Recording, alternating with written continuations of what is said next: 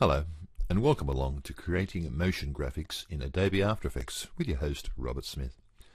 In this couple of videos, we're going to create a scene, a typical scene you might put together, or composite is the term they like to use in After Effects, using a couple of videos and a single Photoshop file. So let's get our assets into After Effects. I'm going to simply double click over here in my project window. Now, there's two videos here, both .mp4 format, which is something we'll discuss later. And we'll open those. There are no options here. And they simply come into our project window. If we click on one of them, you'll see up here the information will tell us how big it is, 742 by 690 pixels at 25 frames per second and H.264 codec. Now that sounds a bit technical, but that's just a fancy way of saying MP4. Same here. This one here's got 480 by 360. Okay, so let's import our Photoshop file. Just double click on this here, and this is the one we want, the tv.psd.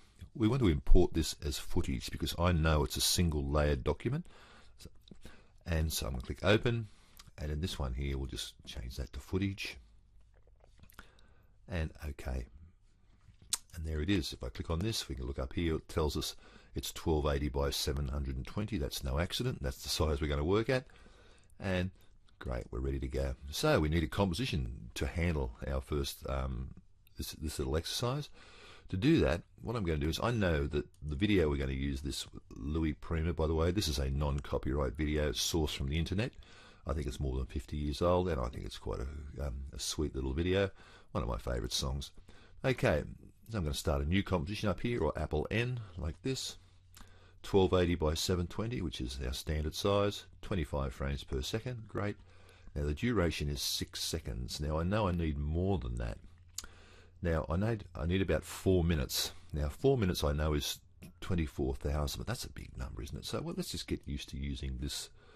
I'm just going to change that to 0, and let's look at this SEMTIG time code again. This first number here is hours, minutes, seconds and frames. So we just want 4 minutes. I'm just going to change this number here to 4, like that. And by the way, 4 minutes is a long time in video. And click OK. Now if we look at our timeline, we have this super long timeline, but it's been scaled down, or just to fit in the area. As you can see, 30 seconds, 1 minute, 1 minute 30, 2 minutes. I can always zoom in just by dragging that to the left like this if I want to zoom in and have a closer look. But we'll leave it like that at the start. Okay, now the first thing I want to do is drag my TV onto the stage, which is going to be my background. So I'm just going to grab my TV and drag it down here like that. And this is a picture of a TV I took in a second-hand shop, an old-fashioned TV.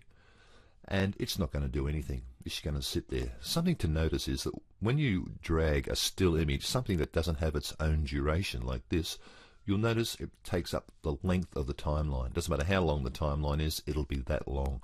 That's something to note. Okay, it's not going to do much. It's just going to sit there. And so I can lock that layer by clicking over here, this little lock. And now I can't do anything with that layer. I can't touch it or whatever. Okay, let's put a video playing inside this like it was on the TV itself. To do that, I'm going to grab this one of my favorite performers, Louis Prima. I'm going to grab this video and just drag it down here so it's on top. Now as you can see, this video starts off with a black screen, so I really need to go along the timeline a bit to have a look at it like this. Now what I want to do, I want to fit that nicely into that screen, this video, like it was there all the time. So I'm going to place that like this, just above it like that, and you'll notice again it's a bit too big. So if I press the letter S, S for scale. Now I'm not going to animate the scale, I just want to scale it. So I'm going to scale it down a little bit. I'll also, if I hold the shift and press T, I'll get the opacity as well. So I need to be able to see through this video while I'm doing it. So I'm going to drag my opacity down to about 30% is enough. That's good. And I know I've worked it out. My scale should be about 68%. Will give me maximum fit. About 68% is good. That'll fit nicely on that TV. Okay, and now what I'm going to do, I'm going to use a mask, or create a mask in After Effects. We do a lot of masking. So we'll do a really basic mask using the pen tool. If you're familiar with Illustrator or Photoshop pen tools, it's exactly the same. The trick to it is that you must select the layer first. And I'm going to zoom in Apple Plus just to zoom in a little bit so I can see that, and hold the spacebar down and move that around a little bit. Okay, now make sure you've selected the layer like that, and then select the pen tool, and away you go. Now I'm going to do this pretty roughly. You can do it a lot better than I'm going to do it. Actually, I'll Apple Z that. By the way, you have multiple undos in After Effects. We love that. And around we go. We're just going to make a mask that is basically that shape, like this. Again, this is not a masking technique or pen tool exercise. Tuition, you should at this stage be fairly au fait with how to use this tool. Probably the most used tool in all graphic applications. These Bezier curves. Now, I don't know what a Bezier is, but I'm sure it's something technical. Now, don't forget to click like that. Now, that's a bit rough, that mask, so just move that across a little bit like that.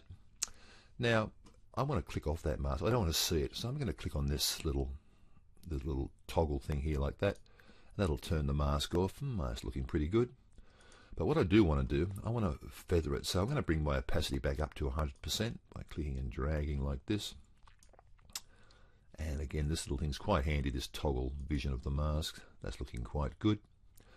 The property I want to actually use now to feather it is inside the mask itself. If you look down over here, we have a thing called masks, like that. If I open that up, and you'll see mask 1 like that.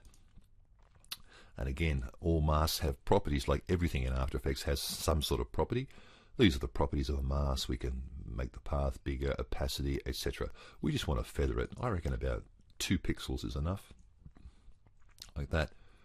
And it will just sit sweetly inside our television.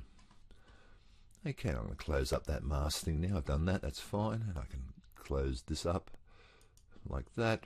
And I'll zoom back out, Apple minus, like this. And let's watch now. To watch this with sound, as you can see at the start there, it's black screen. To watch it with sound, I'll just zoom in a little bit on it like that. Actually, I might use this fit up to 100%. Very nice. Now to see it, we can't actually press the space bar like we normally would. We won't get any sound. So I'm going to just rewind it up here in our little preview thingy. And I'm going to click on the RAM preview like this. And as you can see, this little green line goes across here.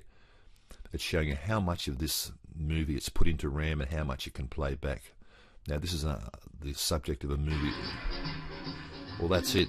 That's as far as it can go. As you can see, it's a little bit loud there. Okay, I'll just drag it back there like this. Play that. And let's press the space bar. As you can see, the sounds... Fantastic. Thanks very much, Louis. Okay, so what have we done? We've imported our assets into our video, into our After Effects file. We've then put our Photoshop file on the stage as a background, and then grabbed the video, put it on top, and created a mask to create the illusion, which is what After Effects is all about, illusions, that this video is playing on that TV. Okay, thanks for watching. In the next video, we'll add a background and a bit more drama to it.